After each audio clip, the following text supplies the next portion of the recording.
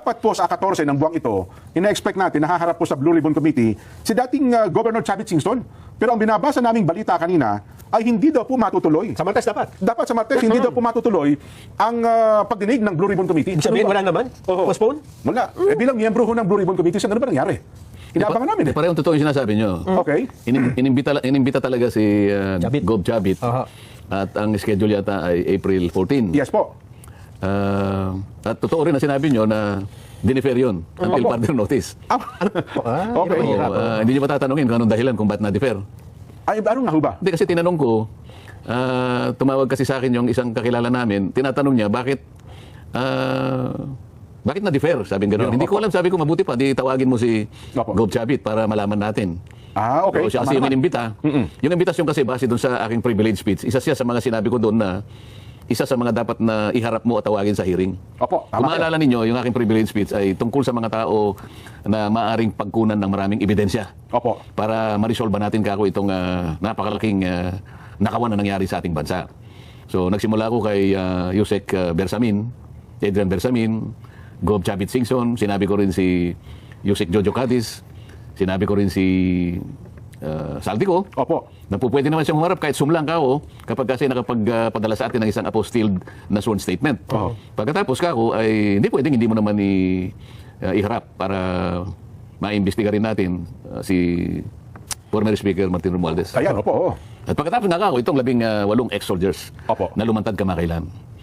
So, mula doon sa pagtatalong yon, bigla na lang inimbita si Gov Chavit. Aha, okay. O yun ang pagkakalam ko, 14. Pagkatapos nga, na-defer nga. Tinanong ngayon, nalaman ko na nakakuha siya ng sulat yung sulat na, yung sulat na imbitasyon na for April 14 at saka yung sulat naman na dinidefer. Si Gov Chavit po ito tinutukoy nyo? Si Gov Chavit. Okay. Sangayon doon sa kaibigan na aking kinausap para makipag-usap kay Gov Chavit. Nakakuha siya ng dalawang sulat. Yun nga, yung unang sulat. imbitasyon. Yung imbitasyon, nakalagay roon na iniimbita ka namin na pumarito bilang isang resource person Opo. sa April 14. At sana, on or before April 7, sabi niya, ay makapag-submit ka sa aming opisina ng sworn statement kasama na ng mga dokumento o mga ebidensya na gusto mong ilakip sa iyong sworn statement. Opo. E di, on or before, sabi niya, April 7 until 5 p.m. Okay. Okay. Opo. Ngayon, nabalitaan ko, yung sulat na ipinadala uli kay Gov Singson, April 7 din, na dinidefer. Same day? So, na-receive yata ni Gov Singson, Opo. parang April 6 o kaya, parang umaga yata ng April 7. Papunta na yata dyan sa Senado para isubmit niya yung kanyang... Kanyang pinibit? Oo.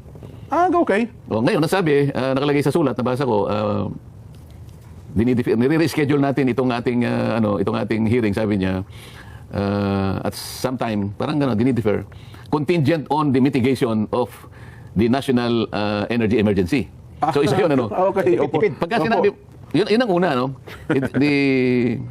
it is contingent, ibig sabihin, it is condition on the mitigation Opo. of the national energy emergency. Hindi ko maintindihan. Anong ibig sabihin doon? Kinakailangan na... paano pagkakaintindi mo, Ronel? Para magsisindi kayo ng ilaw na, ng aircon. Magtitipid. Makatipid man lang. Kung mayroon natin kayo pagdinig dyan, para malaki gastusin Kaya kung madidefer yun, makakapagtipid po kayo. Yun ang ano Yun niya. ang pagkakaintindi namin. Pati yung pagbiyahe ni Singson doon, malaking bawas. Bakit ang House of Representatives at saka yung Protec, nag-iimbestiga pa rin? Ay, baka Kami iba, nakadalawang beses kami sa Protec baka iba ho ang diskarte ni Speaker Boji D. Hindi, sa Senado mismo. Kaya Di ba yung po. Protec at saka ibang mga, yung agriculture na gano'n rin. Opo. At saka yung Women and Gender Committee yata. Oho. Oo. Tanging ang Blue Ribbon lang ang nagsasabi, it is condition condition on mitigation of national energy emergency. Pangalawa, Opo. at saka hindi pa namin natatanggap yung yung affidavit. Opo.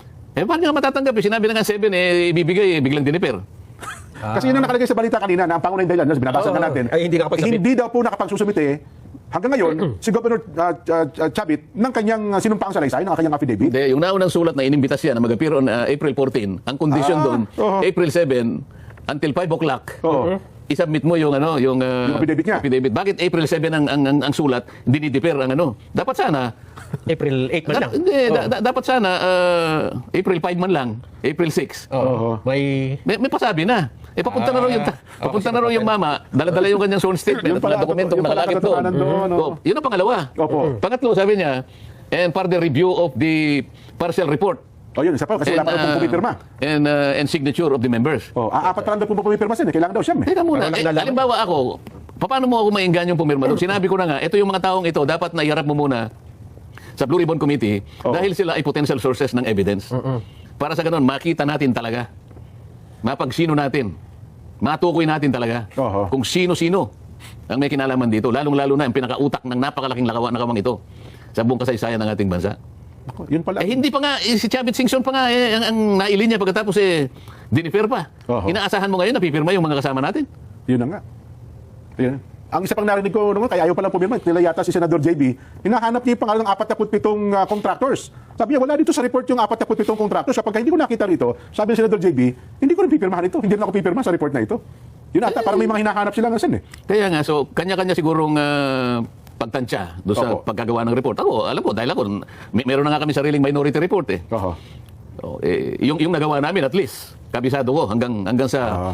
Hanggang sa parang kayo chairman pa. Hindi, mas ginamit ko rin naman yung mga ibang... bagay, nga pala. Di ba? Okay, diniper niya uli. Hanggang kailan? Talaga bang meron pa siyang Plano na talagang ituloy pa yung hearing ng Blue Ribbon? Yan ang nakakalungkot. Baka hindi lang nakakalungkot, yan ang nakakapagsikip ng dibdib ni Nelson siguro. Nakakasipahayo nga yan. Kasi inihanda na namin ang aming sarili, di ba? Na 14, araw ng Martes, mapapanood may hearing. Anong klaseng paghahanda naman ang ginawa mo? Naghanda na po ako ng mga chichirya. Sabi ko, tama-tama, manonood ako nito, maaga pa lamang. Di ba, mahaba-habang usapin ito. Kasi ako, marami ikukwento si Gob Chavit eh.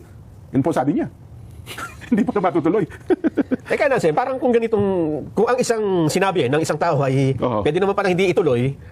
Hindi, ang tanong dito, doon sa tatlong dahilan na ginawa niya, sapat ba yun? Katanggap-tanggap ba yung tatlong dahilan na ginamit niya para hindi ituloy yun? Justifiable o nga, no? Well, ipasa natin siguro ang taong bayan. Gaanong tipid ba? Gaanong katipiran ang matitipid namin doon? Hindi mo ba isinasang-alang-alang ang mga taong bayan naghihintay talaga dyan pagkat gagamitin mo na para makatipid ka lang? Yun ba yung pagtitipid na iniisip natin? Ay, naku. Yun ang pinag-uusapan natin. Sang-ayon ba kayo? Tatanggapin niyo ba yung tatlong dahilan na kanyang ginamit? Una, pagtitipid.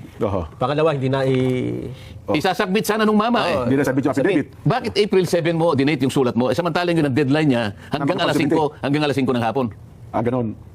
Sabihin, maaga pa lang alas 7, natanggap yung sulat. So, sabihin... Di sana, nung gabi niya pinadala. Kahit na April 7, pero gabi.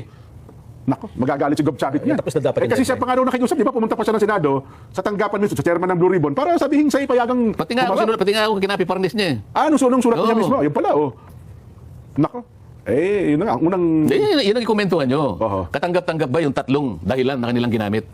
Parang sa akin, Seth, parang pagdadahilan na lang po yun. Hindi ko katanggap-tanggap. Palagay mo nagdadahilan. Ano ngayon ang inaasahan ng taong bayan? Parang ayaw talagang mapakinggan ang mga sasabihin. parang tapos na. Ano para sa taong bayan ngayon? Ganun na lang ba? Kontratuhin mo yung taong bayan? Hindi ba nyo nakikita yung bigat ng kanyang pananagutan na dapat sana ang unahin mo yung kalagayan ng taong bayan na naghihintay dahil sa nangyari nga. Kasangkot sila rito eh. Totoo po. Pera nila eh. Kinabukasan nila ang pinag-uusapan dito. Pagkatapos magdadahilan ka ng kung ano-ano lang. Mabigat ito, sir. Ano ha? Kaya ang tanong dyan, mag-i-hearing ka pa ba? Parang hindi na. Parang ayaw na po ako sa tingin ko, sir. Ano ba nakalagay? Indefinitely? Parang gano'n? Anong kaugnayan ng pirma?